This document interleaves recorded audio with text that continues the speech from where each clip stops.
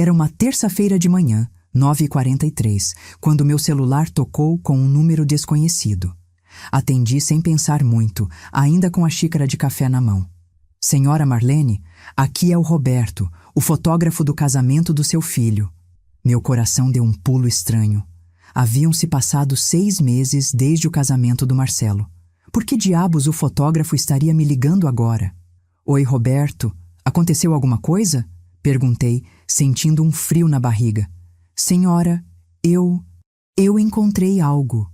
A voz dele estava tensa, hesitante. A senhora precisa vir ao meu estúdio, hoje, se possível, e, por favor, não conte ao seu filho ainda. A senhora precisa ver isto primeiro. Minhas mãos começaram a tremer. A xícara quase caiu no chão. Ver o quê? Do que você está falando?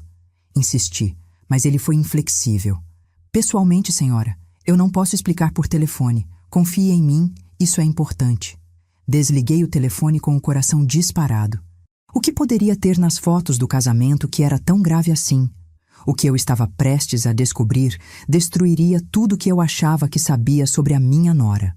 Mas antes de continuar, confira se você já está inscrito no canal e escreva nos comentários de onde você está assistindo este vídeo. Adoramos saber até onde nossas histórias estão chegando. Essa é a história de como uma simples ligação de um fotógrafo revelou o maior segredo da minha família. Uma história que me fez questionar tudo que eu acreditava sobre amor, confiança e o casamento do meu único filho. Eu sempre fui uma mãe dedicada. Viúva há 15 anos, criei o Marcelo sozinha depois que meu marido faleceu de um infarto fulminante. Trabalhei durante 26 anos como cozinheira num restaurante na Zona Norte, mas só isso nunca foi suficiente. Então, toda madrugada, acordava às 4 horas para preparar marmitas que vendia para os colegas do bairro. Enquanto todo mundo ainda dormia, eu já estava na cozinha temperando frango, cozinhando arroz, fritando bife. Fazia 50 marmitas por dia, vendendo cada uma por R$8. Esse dinheiro extra pagou os materiais da faculdade do meu filho, os livros caros de engenharia, o computador que ele precisava para fazer os projetos. Passei 5 anos dormindo 3 horas por noite para que ele não precisasse trancar o curso. Tinha dia que eu ficava tonta de cansaço no trabalho, mas nunca reclamei. Era para o meu filho. Era para ele ter o futuro que eu nunca tive. E valeu a pena. Meu filho se formou em engenharia civil, conseguiu um emprego excelente numa construtora grande e há 3 anos conheceu a Yasmin. Uma moça bonita, educada, de família boa. Quando ele me apresentou ela, pensei, graças a Deus, meu filho encontrou alguém de valor.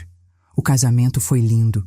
Eu juntei durante 2 anos e contribuí com R$15 mil para a festa. Queria que fosse perfeito. E foi. 200 convidados, buffet completo, decoração dos sonhos. Vi meu filho subir no altar de terno cinza chumbo e chorei como uma criança. Estava realizando o sonho de ver meu único filho feliz, constituindo família. Mas nunca imaginei que 6 meses depois daquele dia lindo, eu receberia aquela ligação do Roberto. A senhora precisa ver isto primeiro. Nessa história, você vai ver como eu descobri a verdade por trás de um casamento que parecia perfeito. Como uma fotografia esquecida revelou mentiras, traições e segredos que mudaram tudo. O que eles não sabiam era que eu sempre fui mais observadora do que pareciam imaginar. Tudo começou 3 anos antes daquela ligação do fotógrafo. Era um domingo de abril. Lembro como se fosse ontem. O Marcelo chegou em casa com um brilho diferente nos olhos, aquele sorriso que eu não via desde que ele era criança e ganhava um carrinho novo. Sentou-se comigo na mesa da cozinha, onde sempre conversávamos sobre tudo, e disse, Mãe, eu conheci alguém. Meu coração deu um pulo de alegria. Meu filho tinha 27 anos na época, e sinceramente, eu já estava preocupada. Não que ele precisasse casar cedo, mas uma mãe sempre quer ver o filho feliz, acompanhado, amado. Ele me contou que tinha conhecido ela num evento da empresa, uma confraternização de final de ano. Yasmin trabalhava no departamento financeiro de uma das empresas parceiras da construtora. Ela é incrível, mãe. Inteligente, bonita, engraçada. Você vai amar ela. Ele disse com tanto entusiasmo que me emocionei ali mesmo. 2 semanas depois, ele trouxe ela para jantar em casa. Lembro que passei o dia inteiro preparando tudo. Fiz arroz de forno, aquele que meu filho sempre amou desde pequeno, um frango assado com batatas e cenouras e uma torta de limão de sobremesa. Caprichei na apresentação, coloquei a toalha de mesa boa, aquela bordada que eu só usava em ocasiões especiais. Quando a campainha tocou, às 7h15 da noite, sequei as mãos no avental e fui abrir a porta com o coração batendo forte. Yasmin era realmente bonita. Cabelos lisos e pretos até a cintura, olhos castanhos, sorriso perfeito. Usava um vestido azul marinho simples, mas elegante, e trouxe uma caixa de bombons para mim. É um prazer conhecer a senhora. O Marcelo fala tanto da senhora que eu já me sentia como se nos conhecêssemos, ela disse com uma voz doce, educada. Abraçou-me com carinho e percebi o perfume caro que ela usava, algo floral e sofisticado. O jantar foi maravilhoso. Conversamos sobre tudo. Ela me contou que tinha se formado em administração pela mesma faculdade que o Marcelo fez engenharia, mas uns anos depois. Falou da família dela, os pais que moravam num bairro classe média alta da cidade, o irmão mais novo que estudava medicina. Tudo parecia perfeito. Ela elogiou a comida diversas vezes, ajudou a recolher os pratos mesmo eu insistindo que não precisava, e quando foram embora, por volta das 10h30 da noite, ela me abraçou de novo e disse: "Obrigada pelo jantar maravilhoso. A senhora é uma mãe incrível." Fiquei feliz. Fiquei aliviada. Pensei, meu filho escolheu bem. Nos meses seguintes, eles se tornaram inseparáveis. Marcelo estava radiante, trabalhando duro na construtora, fazendo planos para o futuro. Yasmin vinha em casa de vez em quando, sempre educada, sempre sorridente. Eu comecei a me acostumar com a presença dela, a considerá-la quase como a filha que eu nunca tive. Um ano depois, num sábado de junho, Marcelo me chamou para conversar. Estávamos na sala, eu estava dobrando algumas roupas que tinha acabado de tirar do varal. "Mãe, eu vou pedir a Yasmin em casamento", ele anunciou. Larguei a blusa que estava nas minhas mãos e abracei meu filho com toda a força que eu tinha. Chorei de felicidade. "Ela disse sim?" Perguntei, já sabendo a resposta pelo sorriso dele. "Ainda não pedi, mãe. Vou pedir na semana que vem, mas queria que você fosse a primeira a saber." Aquele momento foi um dos mais felizes da minha vida. O pedido foi lindo. Ele levou ela num restaurante à beira do lago, com vista para o pôr do sol, e pediu ela em casamento com o anel que eu ajudei ele a escolher. Um anel de ouro branco, com um diamante pequeno, mas bonito, que custou R$ 3.800. Ela disse sim, claro. As fotos que ele me mostrou depois eram de tirar o fôlego. Yasmin chorando de felicidade, o abraço dos dois, o sol laranja no fundo. Tudo perfeito. Perfeito demais, eu pensaria depois. Os preparativos do casamento começaram imediatamente. E foi nessa fase que eu comecei a perceber algumas coisas. Pequenas coisas, detalhes tão sutis que na época eu simplesmente ignorei, achando que era nervosismo de noiva ou diferença de personalidade. A primeira vez foi quando estávamos escolhendo o buffet. Yasmin, Marcelo, eu e a mãe dela, Dona Célia, nos reunimos para visitar 3 opções diferentes. Num dos lugares, a Dona Célia sugeriu um menu mais sofisticado, com camarões e salmão, e Yasmin concordou na hora. Quando o orçamento saiu, estava muito acima do que tínhamos combinado. Eu comentei: "Acho que podemos escolher algo mais em conta. Não precisa ser tão elaborado." Yasmin me olhou com um sorriso, mas notei algo frio naquele olhar. Algo que durou apenas um segundo antes de ela retomar a simpatia. "A senhora tem razão, claro. É que eu sempre sonhei com um casamento especial, sabe? Mas podemos ajustar." Ela disse com uma voz que parecia doce, mas tinha uma pontinha de decepção calculada. Marcelo imediatamente a defendeu. "Mãe, é o casamento dos sonhos dela. A gente só casa uma vez." Senti uma pontada estranha no peito, mas engoli seco e sorri. "Claro, filho, você tem razão." No final, escolhemos o buffet mais caro. A conta ficou em R$ 43.000 só de comida. Eu contribuí com 15.000 como tinha prometido, mas vi a cara de decepção discreta da Dona Célia quando ela calculou que teria que cobrir a maior parte. Naquela noite, sozinha em casa, fiquei pensando na expressão da Yasmin quando eu sugeri algo mais em conta. Mas balancei a cabeça e me repreendi. Você está sendo boba. É normal uma noiva querer tudo perfeito. As semanas seguintes trouxeram mais desses momentos. Quando fomos escolher o vestido de noiva, Yasmin levou a mãe e 2 amigas, mas não me convidou. Soube por acaso quando Marcelo mencionou que ela tinha encontrado o vestido perfeito. Ah, que legal! Não sabia que ela ia escolher hoje, comentei tentando esconder a mágoa. Ele nem percebeu o tom da minha voz, apenas disse: foi meio de última hora. Ela ligou para as amigas e foram. Fingi que não era nada demais, mas doeu. Doeu porque eu tinha imaginado aquele momento, mãe e nora escolhendo juntas o vestido, aquelas coisas que a gente vê nos filmes. Mas eu disse para mim mesma: talvez ela seja mais próxima das amigas. Não tem problema. Depois teve a história da lista de convidados. Yasmin queria convidar 150 pessoas do lado dela. Quando sugeri que equilibrássemos, já que do meu lado seriam apenas 50 pessoas, porque minha família sempre foi pequena e eu tinha poucos amigos, ela comentou com uma risadinha: é que minha família é grande e temos muitos amigos importantes, sabe como é? A palavra importantes ficou ecoando na minha cabeça, como se os meus convidados não fossem importantes. Meus colegas do restaurante onde trabalhei por tantos anos, as vizinhas que me ajudaram a criar o Marcelo, a comadre que estava comigo nos piores momentos. Mas, de novo, eu relevei. São só nervos de casamento, eu me convencia.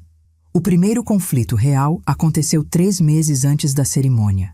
Era uma sexta-feira à noite por volta das 8 horas, e eu estava em casa quando Marcelo chegou com Yasmin. Eles entraram sérios, sentaram-se no sofá da sala e pelo clima pesado percebi que algo estava errado. Mãe, a gente precisa conversar sobre uma coisa, Marcelo começou. Meu coração apertou. O apartamento onde a gente vai morar depois do casamento, ele continuou. Os pais da Yasmin vão dar de presente pra gente. É um apartamento lindo, 3 quartos, numa região ótima. Forcei um sorriso. Que maravilha, filho. Vocês merecem. Mas então Yasmin completou. É que é um apartamento grande e a gente vai precisar mobiliar tudo. A senhora acha que consegue ajudar com uns 10 mil para comprar os móveis? A pergunta me pegou completamente de surpresa. 10 mil reais. Eu tinha acabado de contribuir com 15 mil para o casamento. Já estava no meu limite.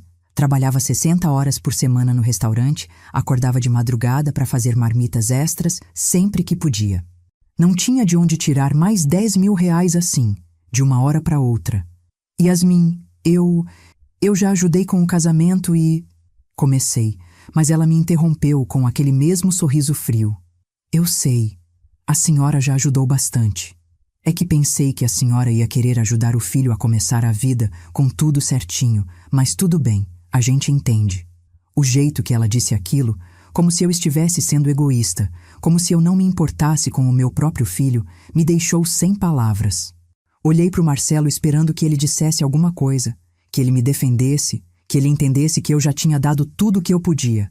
Mas ele apenas olhou para o chão e murmurou: tudo bem, mãe, a gente dá um jeito.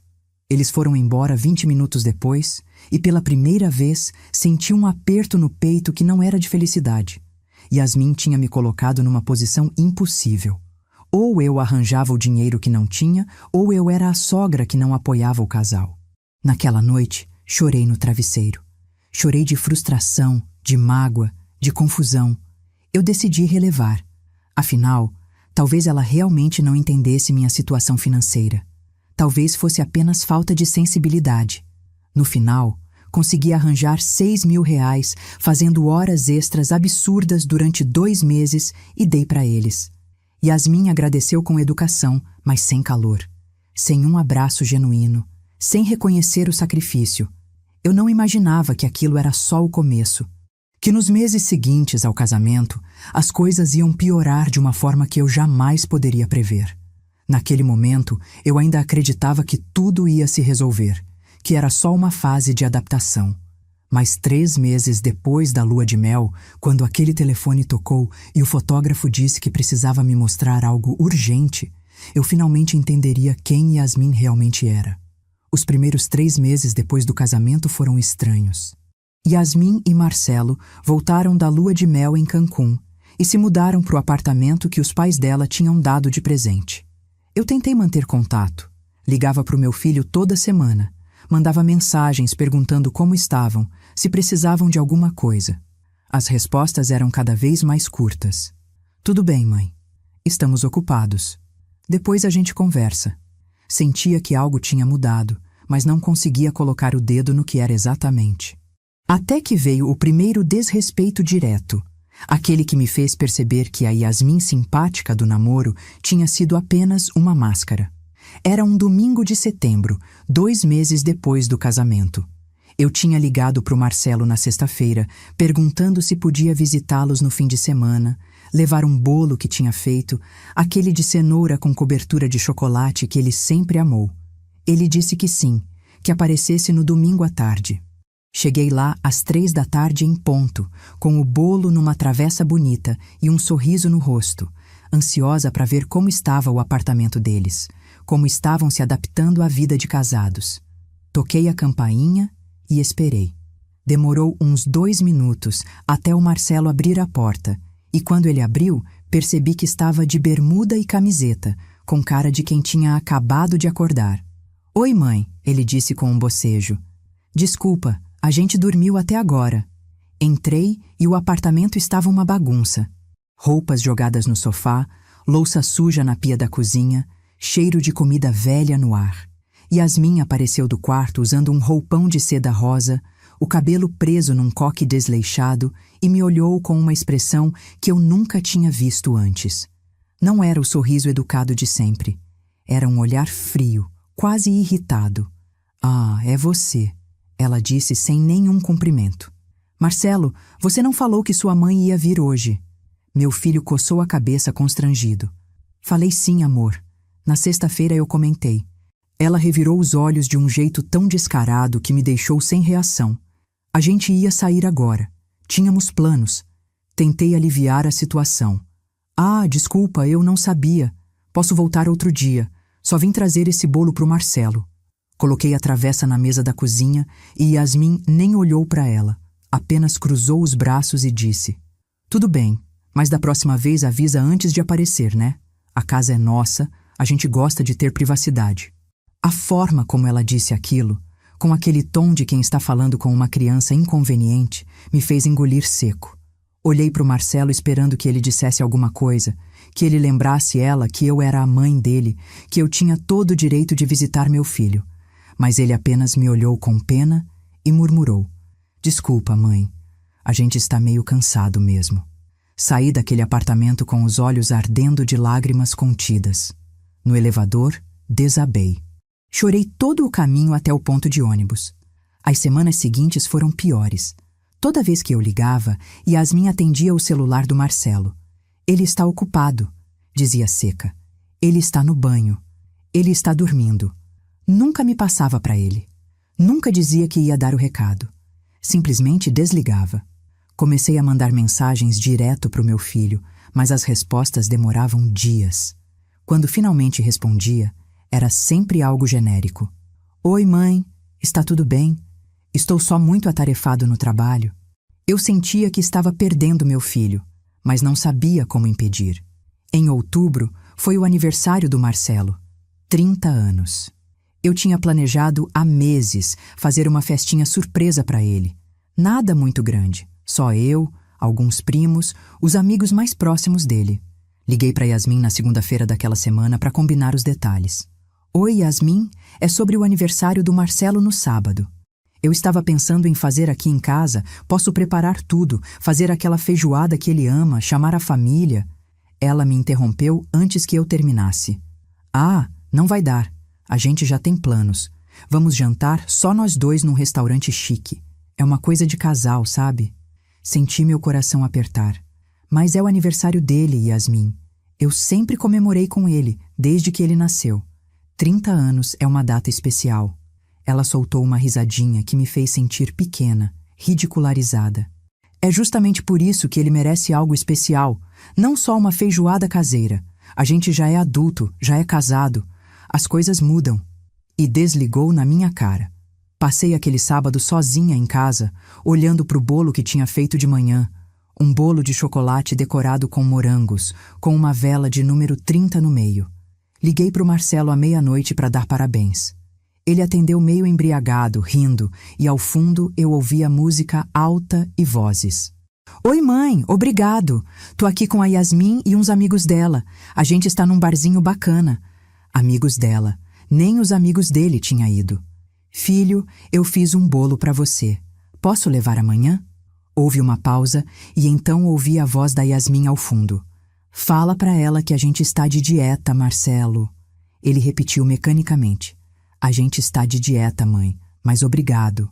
Desliguei o telefone e chorei até dormir. No dia seguinte, dei o bolo inteiro pro vizinho. Em novembro, as coisas escalaram para um nível que eu nunca imaginei que chegaria. Era um feriado, dia 15, proclamação da República, e eu decidi ir até o apartamento deles sem avisar. Sei que a Yasmin tinha dito para eu avisar antes, mas era meu filho. Pelo amor de Deus, eu tinha direito de visitá-lo. Cheguei lá por volta das 11 da manhã, toquei a campainha várias vezes, até que finalmente Yasmin abriu a porta. Estava maquiada, de salto alto, com uma roupa elegante. O que você quer? Nem senhora, nem bom dia. Apenas o que você quer? Como se eu fosse uma vendedora de porta em porta. Eu vim ver o Marcelo. Está tudo bem com ele? Faz 2 semanas que não consigo falar com ele direito. Ela se apoiou no batente da porta, bloqueando minha entrada. Ele está bem. Está só cansado de você ligar toda hora, controlar a vida dele. Você precisa entender que ele é casado agora. Ele tem uma esposa. Ele não precisa mais de mãe grudada nele o tempo todo. As palavras dela foram como um tapa na minha cara. Senti minhas pernas bambas. Eu não estou grudada nele, Yasmin. Eu só quero saber se meu filho está bem. Sou a mãe dele. Ela cruzou os braços e disse com um sorriso maldoso. Você não entende, né? Você foi útil enquanto ele precisava de você. Você trabalhou, pagou as contas, criou ele. Parabéns.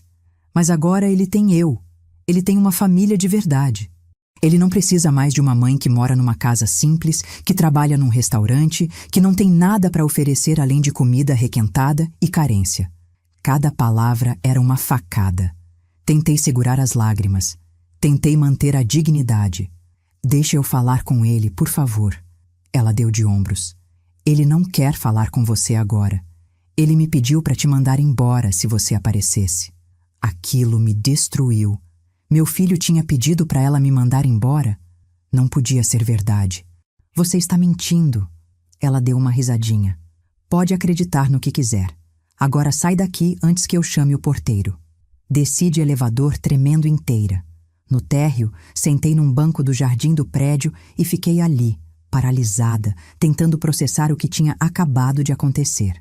Fiquei ali por 1 hora, 2 horas, esperando que o Marcelo saísse, que eu pudesse falar com ele, que ele me dissesse que aquilo era mentira, que a Yasmin estava exagerando, mas ninguém saiu. Às 3 da tarde, um segurança se aproximou e disse: A senhora está bem? Posso ajudar em alguma coisa? Levantei sem dizer nada e fui embora, sentindo que tinha perdido meu filho para sempre. Dezembro chegou e com ele veio a humilhação final. Era véspera de Natal, 24 de dezembro. Eu tinha mandado mensagem para o Marcelo 1 semana antes, perguntando se eles viriam para a ceia na minha casa, como sempre fizemos a vida inteira. Ele respondeu que ia confirmar. No dia 23, mandei outra mensagem. Filho, amanhã é Natal. Vou fazer aquela ceia que você gosta. Vocês vêm? Ele respondeu apenas: A gente vai passar na casa dos pais da Yasmin, mãe. Desculpa. Meu mundo desabou. Era a primeira vez em 30 anos que eu ia passar o Natal sozinha. Tentei ligar, mas ele não atendeu. Mandei mensagem: Filho, a gente sempre passou o Natal juntos. Por favor, vem nem que seja só para cear e depois vocês vão para a casa da família dela. Ele leu e não respondeu. Passei aquela noite de Natal sozinha, sentada na mesa que eu tinha arrumado com esperança, olhando para as 2 cadeiras vazias. Tinha feito peru, farofa, arroz à grega, salpicão, tudo que o Marcelo amava. Tudo foi pro lixo. À meia-noite, quando os fogos estouraram lá fora, eu estava no chão da cozinha, chorando tanto que não conseguia respirar direito. E foi naquele momento, no fundo do poço, que algo dentro de mim quebrou. Não era mais só tristeza. Era raiva. Raiva da Yasmin por ter roubado meu filho. Raiva do Marcelo por ter permitido. Raiva de mim mesma por ter aceitado tudo calada. No dia seguinte, 25 de dezembro, às 9 da manhã, recebi uma mensagem dele. Feliz Natal, mãe. Só isso. Nem um pedido de desculpas. Nem uma explicação. Apenas Feliz Natal, mãe. Como se não tivesse acabado de me abandonar na noite mais importante do ano. Não respondi. Pela primeira vez na vida, não respondi uma mensagem do meu filho. Fiquei 3 dias sem falar com ele e ele nem pareceu notar. Não ligou, não mandou mensagem perguntando se eu estava bem. Nada. E foi exatamente no 3º dia, 28 de dezembro, numa manhã de terça-feira, que o telefone tocou. Um número desconhecido. O fotógrafo. Senhora, eu encontrei algo. A senhora precisa vir ao meu estúdio. Naquele momento, eu ainda não sabia, mas aquela ligação ia mudar absolutamente tudo. Quando desliguei aquele telefonema, fiquei parada no meio da sala por uns 5 minutos, apenas segurando o celular e tentando entender o que tinha acabado de acontecer. O fotógrafo tinha encontrado algo. Algo que eu precisava ver pessoalmente. Algo que não podia ser dito por telefone. Meu coração batia tão forte que eu podia ouvir o pulso nos meus ouvidos.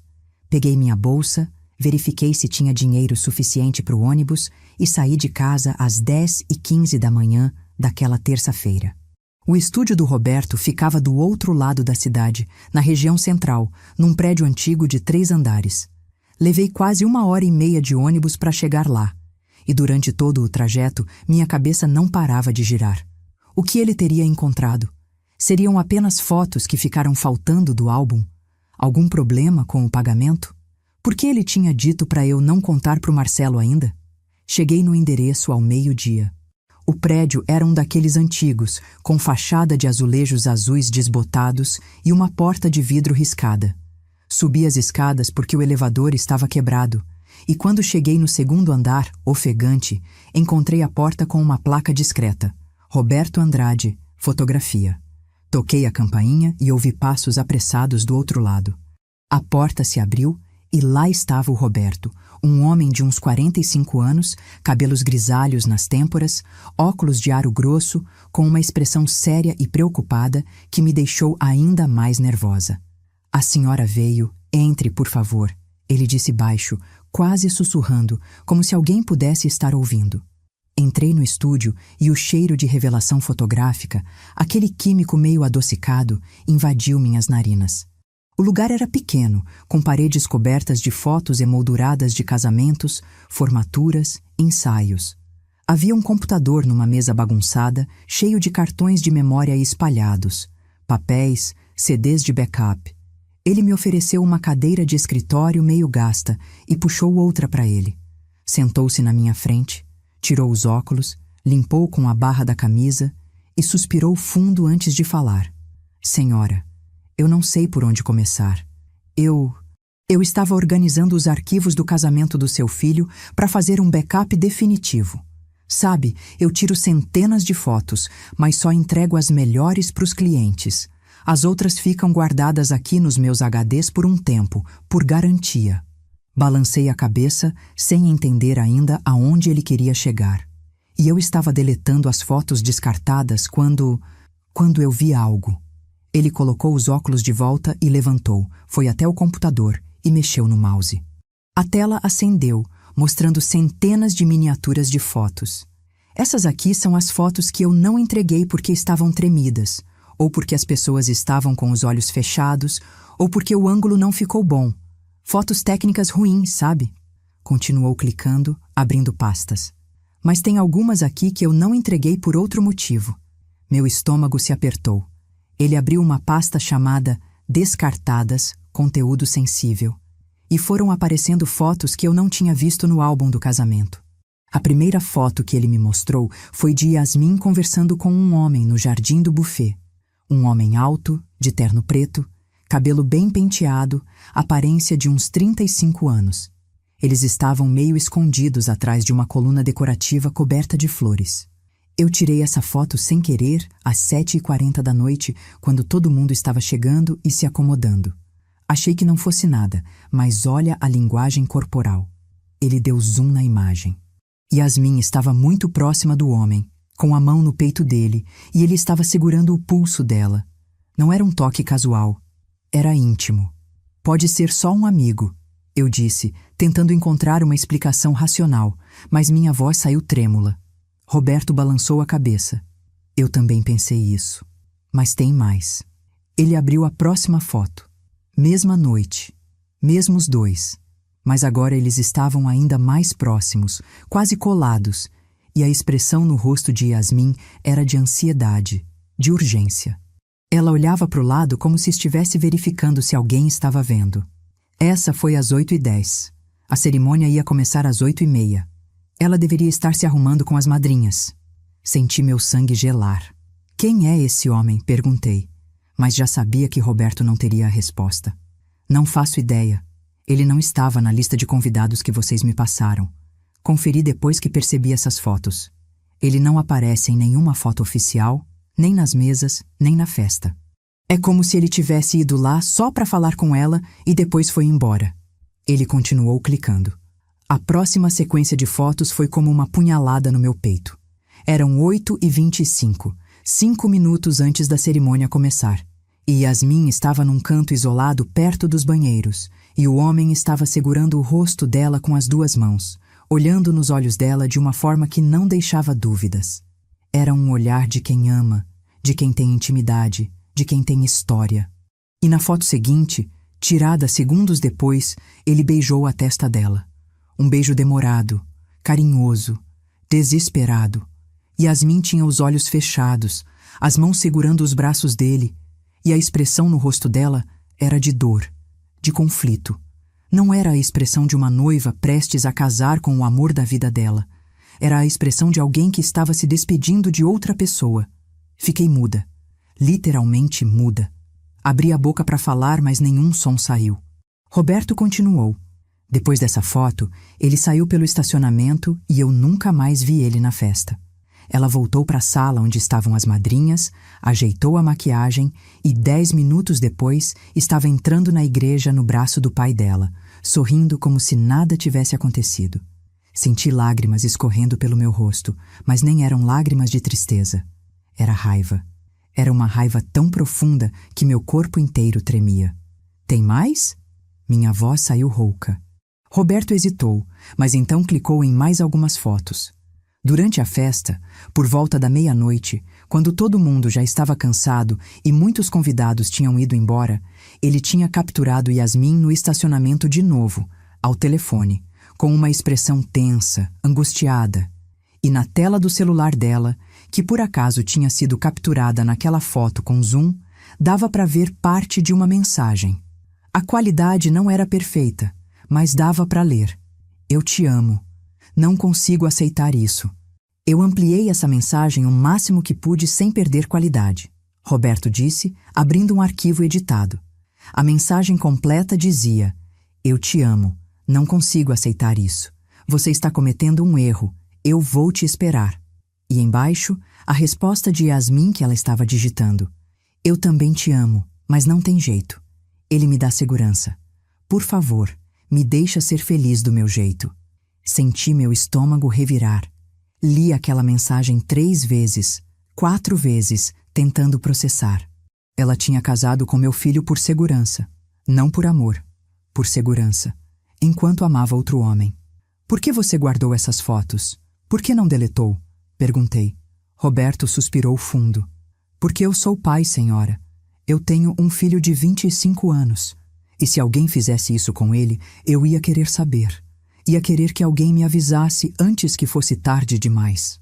Fiquei sentada naquela cadeira velha do estúdio por não sei quanto tempo, apenas olhando para a tela do computador, para as fotos que provavam que meu filho tinha sido enganado desde o começo. A mulher que ele amava, a mulher por quem ele tinha se casado, a mulher que tinha me tirado ele de mim, era uma mentirosa, uma fraude. Ela nunca o amou de verdade. Ela o escolheu porque ele era estável, porque ele tinha um bom emprego, porque a família dela aprovou, porque era conveniente. E pior, ela tinha me tratado como lixo, tinha me afastado do meu filho, tinha me humilhado, tudo isso enquanto guardava esse segredo sujo. O que eu faço com isso? Perguntei para o Roberto, minha voz saindo fraca, derrotada. Ele colocou a mão no meu ombro com gentileza.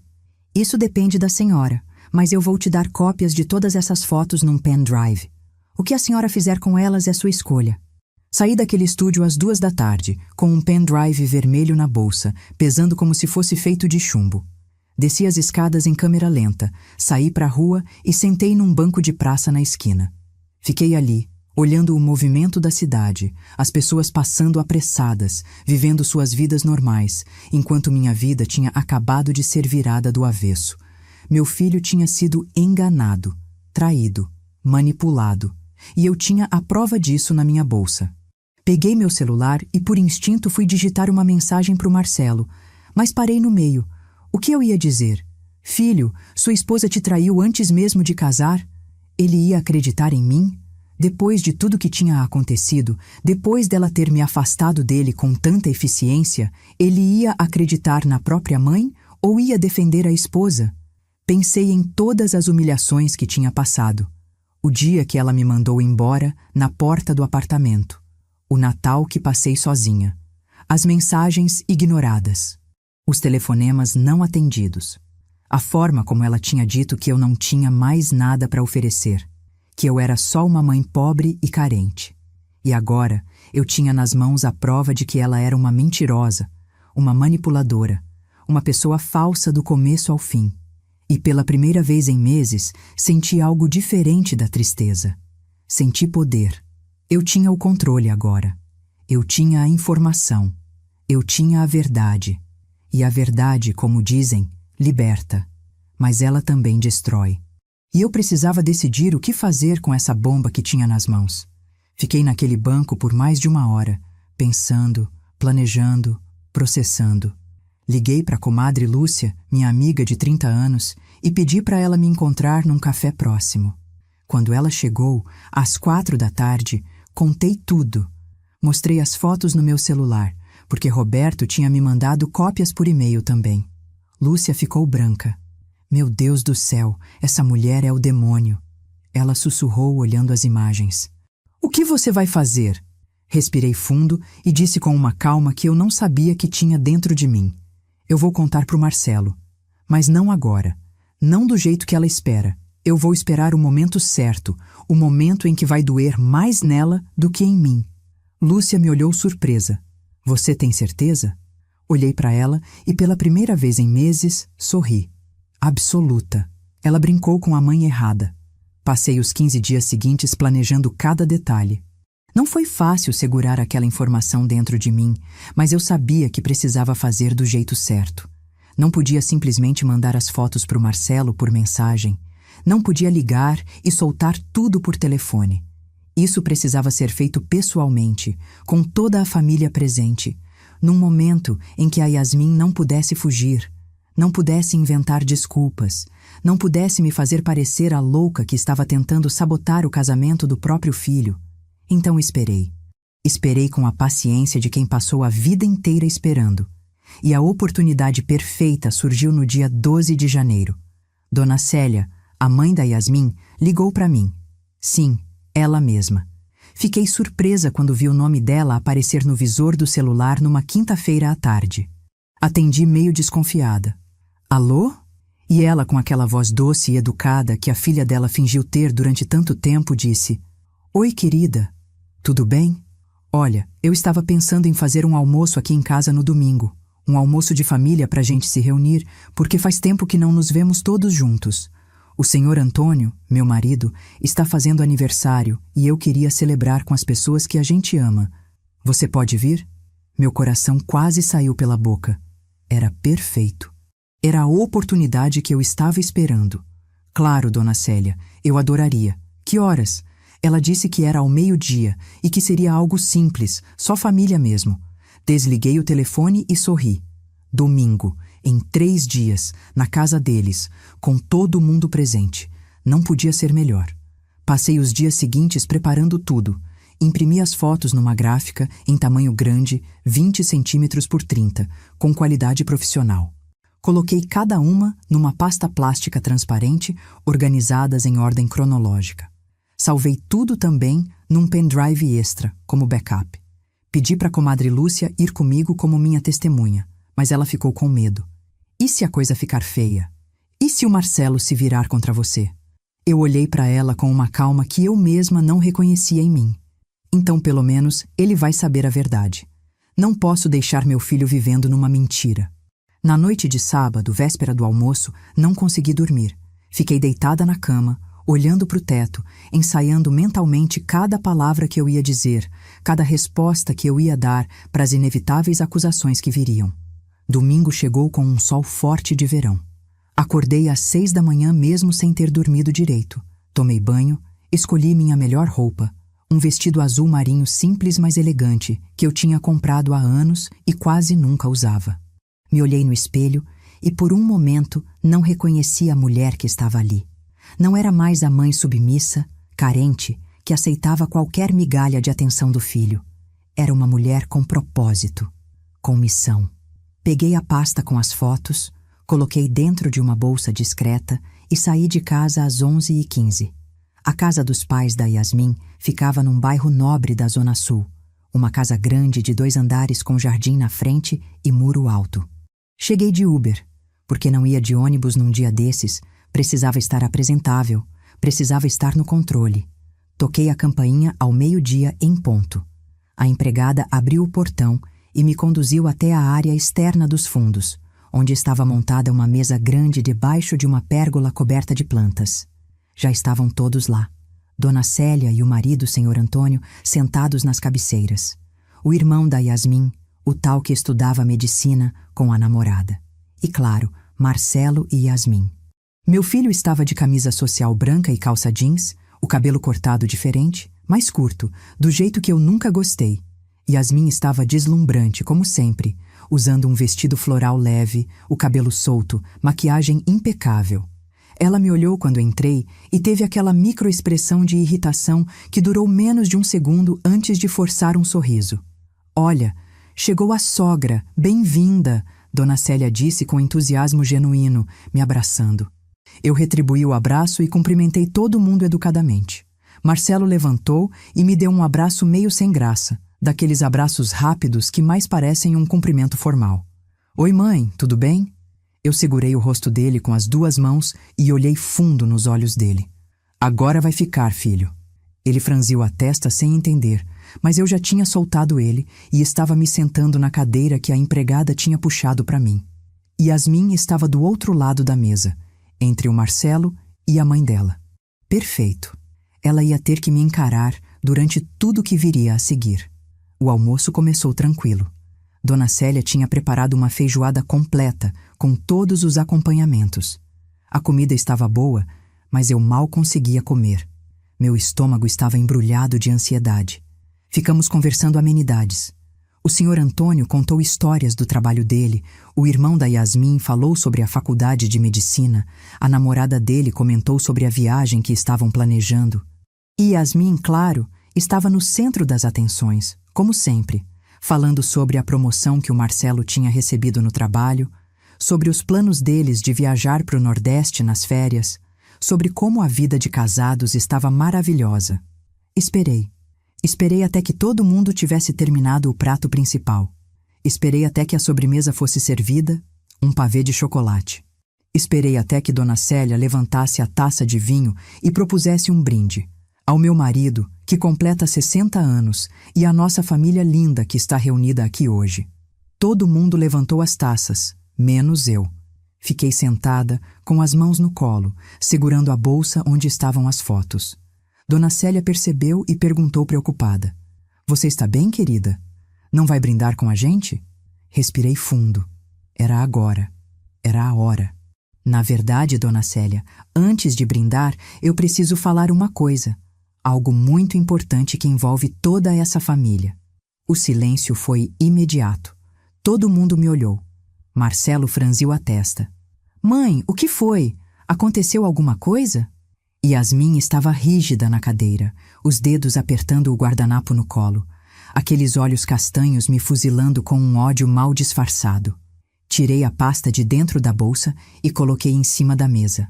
Há 3 semanas, eu recebi uma ligação do Roberto, o fotógrafo do casamento do Marcelo e da Yasmin. Yasmin ficou pálida.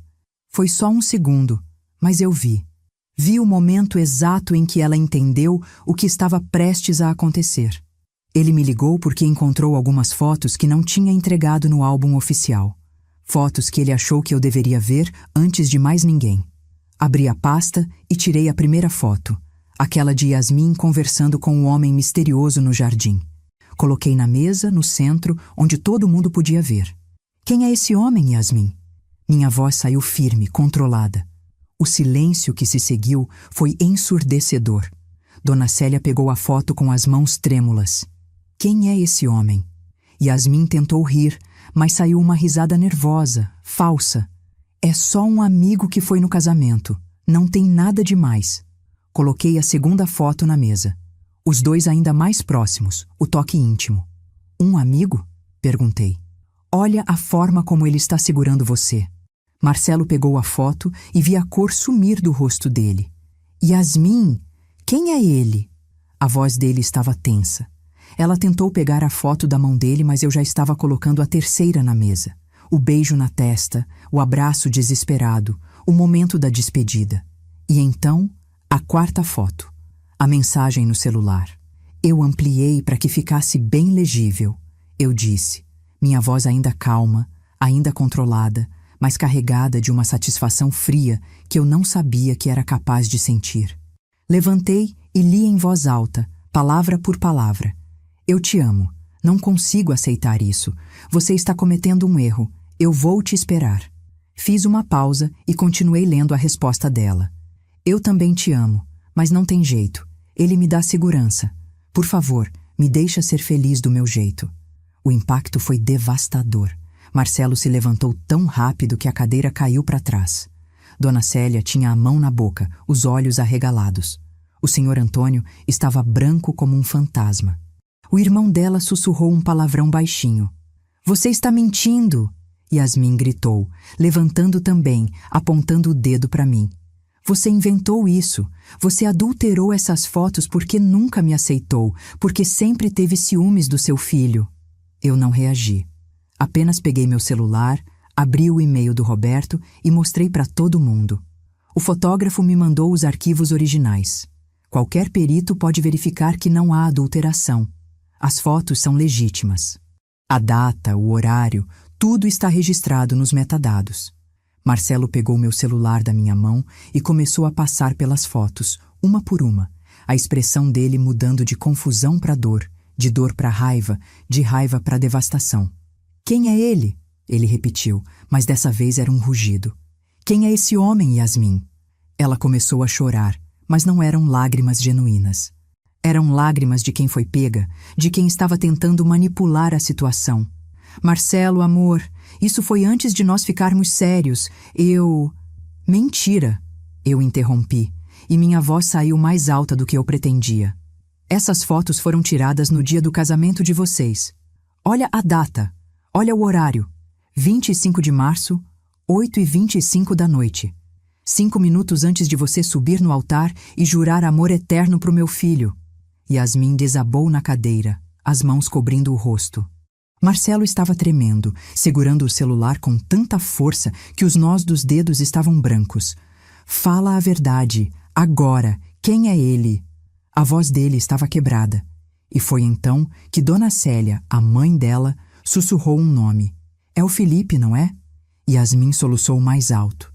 E aquele soluço foi a confissão. Felipe quem? Marcelo insistiu. Dona Célia fechou os olhos e lágrimas escorreram pelo rosto dela. O ex-namorado dela. Eles namoraram por 5 anos. Terminaram 1 ano antes dela conhecer você. Tudo começou a fazer sentido. As peças se encaixando. Você nunca o superou, eu disse. E não era uma pergunta, era uma afirmação. Você começou a namorar meu filho porque ele era seguro, porque ele tinha estabilidade, porque era conveniente. Mas você nunca deixou de amar o outro. Yasmin levantou o rosto e, pela primeira vez, vi a máscara dela cair completamente. Não era mais a nora doce e educada. Não era mais a esposa amorosa. Era uma mulher furiosa, acuada, exposta. E daí? Ela gritou. E daí se eu amava ele? Amor não paga conta. Amor não constrói futuro. Felipe era um sonhador, um artista fracassado que não tinha onde cair morto. Eu tinha que fazer uma escolha.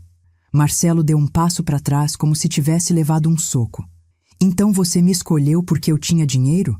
Porque eu tinha um bom emprego? Você nunca me amou? A voz dele era um sussurro quebrado e meu coração se despedaçou vendo meu filho assim. Yasmin percebeu que tinha ido longe demais.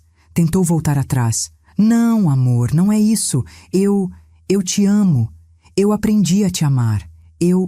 Mas o estrago estava feito. Senhor Antônio levantou da mesa, a voz dele saindo dura, autoritária, decepcionada. Você nos envergonhou.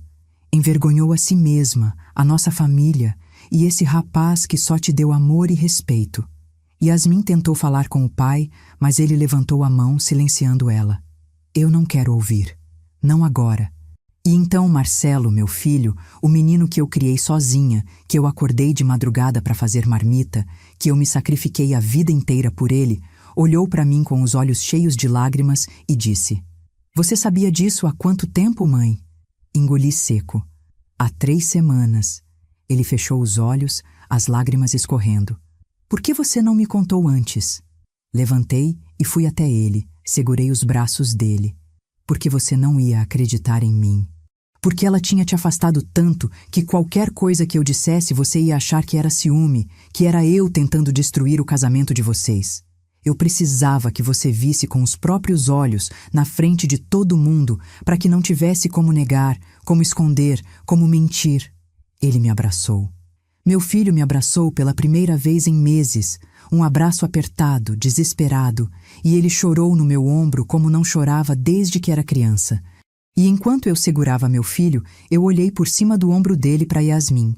Ela estava arrasada, acabada, o rosto vermelho, a maquiagem borrada, toda aquela postura elegante e superior destruída. Olhei para ela e disse com uma calma mortal: Você me chamou de inútil. Disse que eu não tinha nada para oferecer. Disse que meu filho não precisava mais de mim. Mas olha onde estamos agora.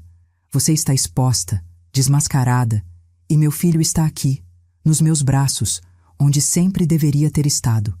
Yasmin não disse nada. Não tinha nada que ela pudesse dizer. Marcelo se afastou de mim, enxugou o rosto com as costas da mão e olhou para ela pela última vez naquele dia. Eu vou sair de casa, hoje mesmo. A gente vai resolver isso com advogados. E virou as costas. Saiu daquela área externa, atravessou a casa e foi embora. Eu peguei minha bolsa, olhei para Dona Célia e Senhor Antônio. Sinto muito que tenha sido assim, mas precisava ser. Dona Célia balançou a cabeça, ainda em choque, mas sussurrou: Você fez o certo. Saí daquela casa com a cabeça erguida. Saí sem olhar para trás. E quando cheguei na calçada, vi meu filho sentado no meio-fio, a cabeça entre as mãos. Sentei do lado dele. Ficamos ali em silêncio por uns 5 minutos, só sentindo o sol quente de janeiro batendo nas nossas cabeças. Até que ele falou, a voz rouca: Eu fui um idiota, mãe. Eu deixei ela me afastar de você. Eu acreditei nas mentiras dela. Segurei a mão dele. Você não foi idiota, filho. Você estava apaixonado. Ou achava que estava. Ela era boa em manipular, em fazer você acreditar no que ela queria. Ele apertou minha mão. Me perdoa? Olhei para ele. Não tem nada para perdoar. Você é meu filho. Eu sempre vou estar aqui. E naquele momento, no meio-fio de uma rua qualquer, debaixo do sol escaldante, eu senti que tinha recuperado meu filho. A guerra tinha acabado. E eu tinha vencido. Nos dias que se seguiram àquele domingo devastador, minha vida mudou completamente. Marcelo veio morar comigo naquela mesma noite. Chegou com 2 malas de roupa e uma expressão destruída no rosto, mas estava em casa. Estava de volta. Arrumei o quarto dele, que eu nunca tinha desmanchado, as paredes ainda com os pôsteres de bandas de rock que ele colava quando era adolescente, a cama de solteiro com o mesmo lençol azul. Ele entrou naquele quarto e pela primeira vez em meses eu o vi relaxar, como se finalmente pudesse respirar depois de ficar tempo demais debaixo d'água. Durante a primeira semana, ele quase não falava. Ia para o trabalho de manhã, voltava à noite, jantava comigo em silêncio e se trancava no quarto. Eu respeitava o luto dele, porque era isso que ele estava vivendo, um luto. A morte de um casamento, de um sonho, de uma ilusão. Mas eu estava ali. Todas as noites eu batia na porta e perguntava se ele queria conversar, se precisava de alguma coisa. Na maioria das vezes ele dizia que não, mas em algumas noites ele abria a porta, sentava na beirada da cama e começava a falar. Falava sobre como se sentia idiota, como tinha ignorado tantos sinais, como deixou ela me afastar dele. E eu ouvia. Só ouvia, sem julgar, sem dizer que eu tinha avisado, porque não era hora de eu avisei. Era hora de acolher. A notícia do que tinha acontecido se espalhou pela família como fogo em palha seca. Minha comadre Lúcia foi a primeira a ligar, no dia seguinte, querendo saber todos os detalhes. Contei tudo para ela e ela soltou um grito de satisfação pelo telefone. Eu sabia que essa menina não prestava. Desde o primeiro dia eu senti. Graças a Deus você descobriu e abriu os olhos dele. As vizinhas começaram a aparecer em casa, levando marmitas, bolos, café. Todo mundo sabia que o Marcelo tinha voltado a morar comigo, e aos poucos fui contando o que tinha acontecido. A reação era sempre a mesma. Indignação com a Yasmin, admiração por mim. Dona Rosa, a vizinha do apartamento ao lado, segurou minhas mãos e disse: "Você fez o que toda mãe deveria ter coragem de fazer. Protegeu seu filho." E aquelas palavras me encheram de uma validação que eu nem sabia que precisava. No trabalho, meus colegas do restaurante perceberam a mudança em mim. Eu estava mais leve, mais sorridente, mesmo com todo o drama familiar acontecendo. O chefe, seu Osvaldo, um senhor de 68 anos que era dono do restaurante há 40 anos, me chamou no escritório dele numa quinta-feira. "O que aconteceu com você? Você está diferente." Contei a história resumida para ele, e ele balançou a cabeça com sabedoria. "Às vezes a gente precisa passar pelo fogo para se fortalecer. Você fez o certo. Seu filho vai entender o valor que você tem." E ele estava certo. A cada dia que passava, Marcelo ia se abrindo mais comigo, voltando a ser o filho que eu conhecia. 2 semanas depois da revelação, Marcelo começou o processo de divórcio. Contratou um advogado que um colega de trabalho indicou, o Dr. Henrique, um homem sério e competente, que logo de cara deixou claro que o caso de Marcelo era forte. Nós temos provas de que ela entrou no casamento de má fé. As fotos, as mensagens, tudo isso pode ser usado. Vamos pedir a anulação do casamento por fraude emocional, ele explicou numa consulta onde eu acompanhei meu filho. Marcelo só concordava com a cabeça, ainda meio ausente. Mas eu via que aquilo estava ajudando, ter um plano, ter um caminho a seguir. Yasmin tentou entrar em contato com ele várias vezes. Ligações, mensagens, aparecia no trabalho dele. Ele me contava tudo. Ela diz que me ama, que foi um erro, que quer uma segunda chance. Ele disse numa noite durante o jantar, mexendo a comida no prato sem apetite. "E você acredita nela?" Perguntei com cuidado. Ele levantou os olhos para mim e naqueles olhos eu vi uma clareza nova. "Não, mãe. Não acredito. Ela mentiu para mim desde o começo. Como eu posso confiar numa pessoa que se casou comigo por conveniência?" Senti orgulho dele. Meu filho estava crescendo, amadurecendo da forma mais dolorosa possível. Mas estava. O pior momento para Yasmin foi quando a história vazou no círculo social dela. Alguém, não sei quem, contou para as amigas dela o que tinha acontecido e as fotos começaram a circular. Sei disso porque a dona Célia me ligou num sábado de manhã, 3 semanas depois do almoço fatídico. "Eu preciso te agradecer", ela disse com a voz cansada. "Você expôs uma verdade que essa família precisava ver. Minha filha nos enganou tanto quanto enganou seu filho. Eu não sabia que ela ainda tinha contato com o Felipe. Não sabia que ela tinha feito aquilo no dia do casamento." Houve uma pausa e então ela continuou. "Ela está sofrendo as consequências agora." As amigas deram as costas para ela. Ninguém quer ser associado com alguém que fez o que ela fez, e honestamente, eu estou decepcionada demais para ter pena. Marcelo me contou, algumas semanas depois, que Yasmin tinha sido demitida do emprego. "Parece que o boato chegou na empresa. E eles não queriam manter alguém com a reputação manchada. Ela está morando com os pais de novo, ele disse sem emoção. Eu não senti pena. Sei que deveria. Sei que é errado se alegrar com o sofrimento alheio. Mas depois de tudo que ela me fez passar, tudo que ela fez com meu filho, eu não conseguia sentir nada além de uma satisfação fria e justa. Ela tinha plantado desrespeito e traição, e agora estava colhendo solidão e rejeição. 1 mês e meio depois da separação, num domingo de tarde, Marcelo e eu estávamos na sala assistindo um filme quando ele pausou de repente e olhou para mim. Mãe, eu preciso te pedir desculpas. Coloquei a mão no braço dele. Filho, você já pediu desculpas 1000 vezes. Ele balançou a cabeça. Não, eu preciso pedir de verdade. Eu deixei ela te afastar de mim. Eu deixei ela falar mal de você, te humilhar, te tratar como se você não tivesse valor. Eu fui um filho horrível. Senti lágrimas nos olhos. Você não foi horrível. Você estava cego de paixão. Acontece. Ele segurou minha mão. Mas não deveria ter acontecido comigo. Você criou eu sozinha. Você trabalhou de madrugada fazendo marmita para pagar minha faculdade. Você vendeu suas coisas, se sacrificou, passou necessidade para que eu não passasse. E eu te abandonei num Natal. Eu deixei você passar o Natal sozinha.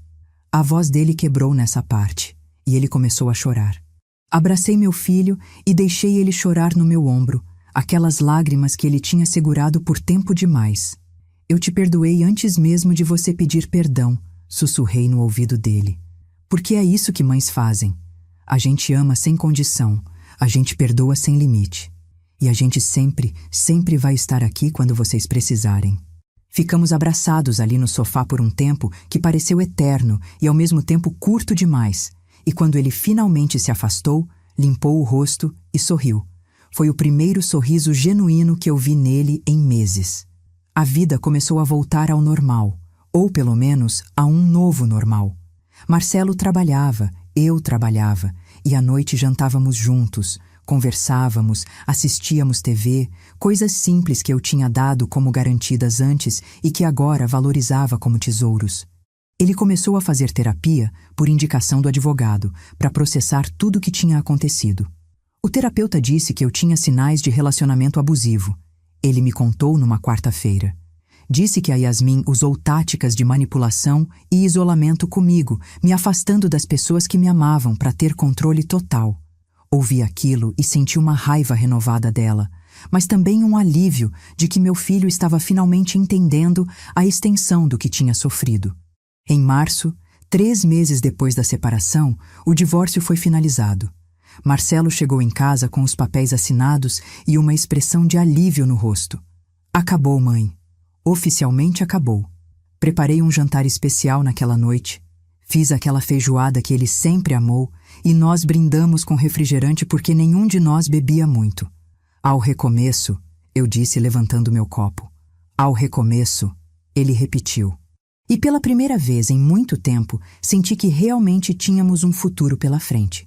Um futuro onde meu filho estava ao meu lado de novo, onde eu não precisava mais competir por atenção, onde eu não era mais a sogra inconveniente, mas simplesmente a mãe que sempre fui. Yasmin tentou uma última vez entrar em contato em abril.